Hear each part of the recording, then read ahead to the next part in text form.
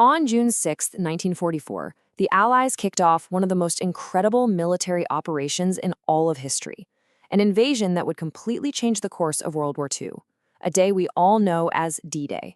So in this explainer, we're going to break down exactly how it all went down. So let's just start with the biggest, most mind-boggling question the Allies were up against. How do you even begin to invade an entire continent?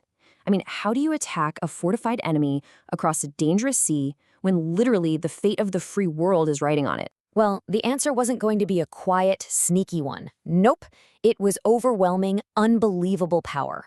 The plan was to bring together the biggest naval, air, and land force the world had ever seen and point it right at the heart of occupied Europe.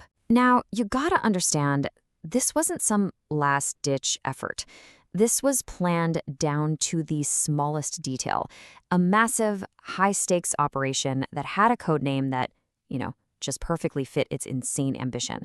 Operation Overlord. To really get why this had to happen, you have to zoom out and look at the whole map of the war. By 1944, the Soviet Union was taking an absolute beating on the Eastern Front. So the Allies desperately needed to open a second front in the West. The idea was to squeeze Germany from both sides, take some pressure off the Soviets, and begin that final grinding push to Berlin. First, let's just try to wrap our heads around the number of people involved. It's almost impossible to picture. On a single day, over 156,000 Allied soldiers were slated to hit the beaches. That is enough people to fill 2 giant football stadiums, all of them running straight into enemy fire. And how do you get that many people across the English Channel? With a fleet, an armada of more than 5,000 ships. We're talking warships, transport ships, tiny little landing craft, a fleet so huge people said you could have practically walked from England to France on their decks. The plan was incredibly precise. The attack wouldn't hit just one spot. It would hit 5, all spread out across a 50-mile stretch of the Normandy coast. So you had the American forces assigned to 2 beaches, codenamed Utah and Omaha.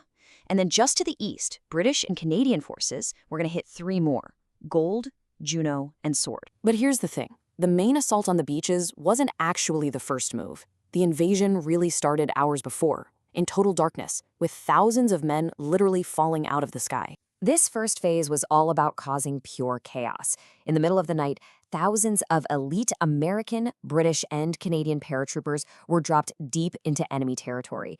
Their mission was absolutely critical. They had to capture key bridges and roads to stop the Germans from rushing reinforcements to the coast once the main attack kicked off. Okay, so you have paratroopers fighting for their lives in the dark.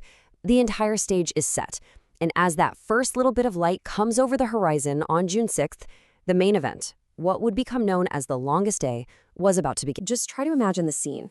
As the sun comes up, this terrifying sound erupts. The massive Allied fleet just unleashes this brutal naval bombardment, while hundreds of bombers are dropping explosives all over the German defenses. This was the opening act, all of it designed to just shatter the fortifications before a single boot hit the sand. And then, pushing through all that smoke and haze, came the landing craft. This was it. The moment of truth, the assault on the beaches themselves. So what were they running towards? For years, the Germans had been building something they called the Atlantic Wall. And it was this deadly, horrifying network of concrete bunkers, machine gun nests, hidden minefields, and tangles of barbed wire. Every inch of it designed for one single purpose: to kill any army that tried to invade from the sea. And this is where you really see the brutal, unpredictable nature of war. Over at Utah Beach, the American troops landed and faced, relatively light resistance. They were able to push inland pretty quickly.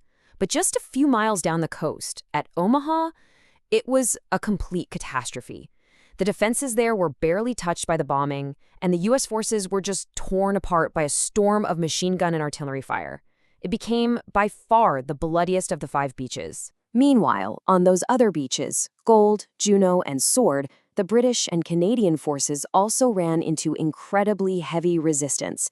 But just through sheer bloody-minded determination, they fought their way past the concrete and steel of the Atlantic Wall. They took out the German guns and started that crucial push inland to connect with the other beachheads. So, as the sun finally set on June 6th, the outcome was clear. The wall had been broken.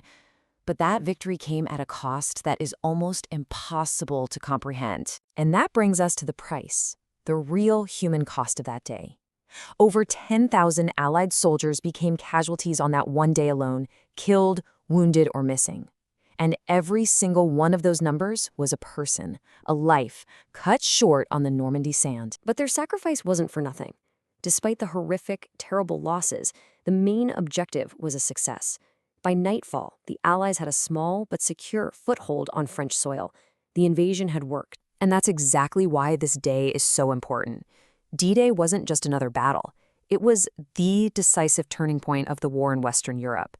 From this moment on, the path to winning the war, no matter how hard it was going to be, was finally clear. You can literally draw a straight line from the success on these beaches to the end of the war in Europe. That foothold in Normandy let the Allies just pour in troops and supplies. That led to the liberation of Paris just 2 months later.